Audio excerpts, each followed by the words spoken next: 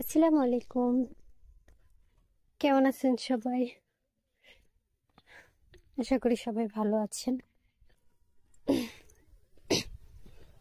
তো আমি এখন হাঁটতে হাঁটতে যাইতেছি কোরবানির আগের দিন। আজকে হলো শুক্রবার। মেহেদি না দিলে তো চলে না। তো আমি এখন মেহেদির জন্য যাইতেছি না, আমি এটা নিয়ে যাইতেছি নানিগো বাড়িতে। আজ থেকে 7 বছর আগে আমি একটা গাছ লাগাইছিলাম আমার নানিদের বাড়িতে। তো যে গাছটা হচ্ছে মেহেন্দি গাছ, অনেক বড় গাছটা। তো আজকে আপনাদেরকে দেখাবো নানির বাড়িতে আমার লাগানো গাছ।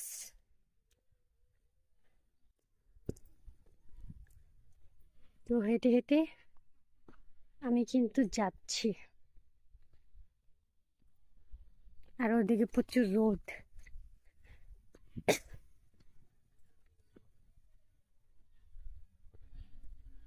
নানিদের বাড়ির দরজাটা প্রচুর বড় একটা দরজা,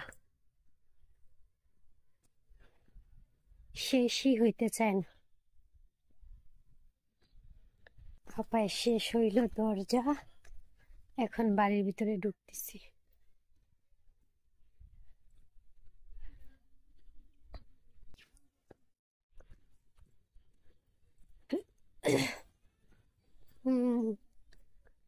আপনাদেরকে দেখাবো আজকে আমি আমার মেহেন্দি গাছ থেকে।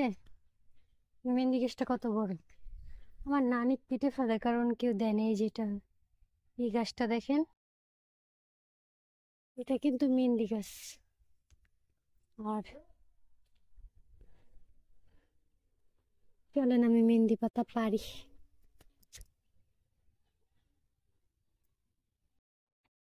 বাবারে, এই গাছ তো লাগুরি পাবো না।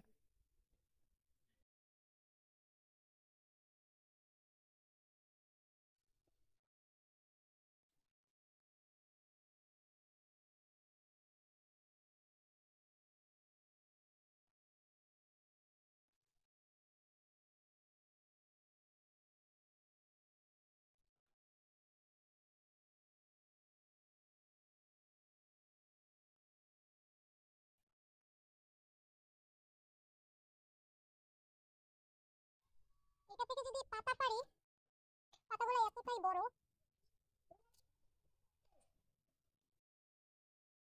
এই যে দেখেন মেহেন্দির পাতা, দেখছেন কত বড়।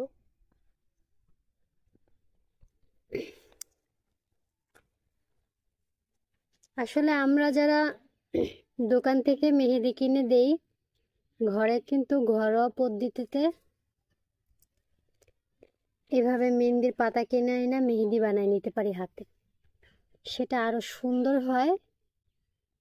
দেখেন কত বড় বড় এক একটা পাতা, দেখছেন অনেক বড়।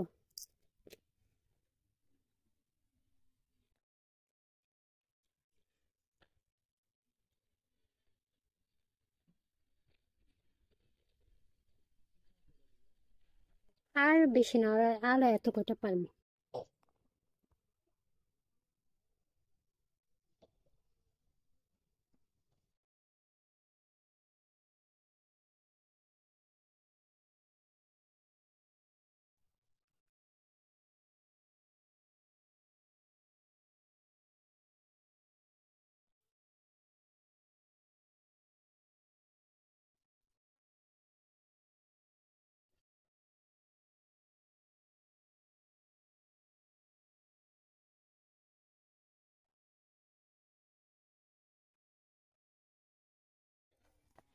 হয়ে গেছে।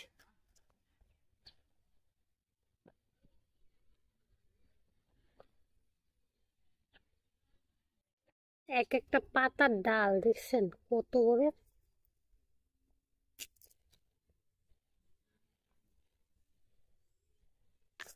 এতগুলা পাতা অবশ্য লাগবে না।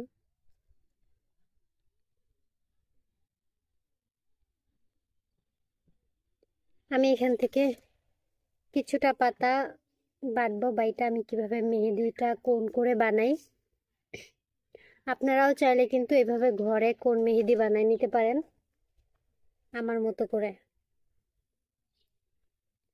আমার সুন্দর একটা ছোট পাতা আছে এবং সুন্দর একটা পোতা আছে, যেগুলা দিয়ে আমি সুন্দর করে সবকিছু বাটা করলে ওটাতেই করি। আর বড়গুলা আছে তবে করি না, আমি ছোটটা দিয়ে ভালো লাগে আমার। এই দেখেন, তাজা একেবারে মেহেদি পাতা, একদম ওই চা পাতার মতো। যাই হোক, সবাই ভালো থাকেন, আল্লাহ হাফেজ। আপনাদের সাথে শেয়ার করব কিন্তু মেহেদি পাতা, হুম, দিয়ে কিভাবে মেহেদি বানাই।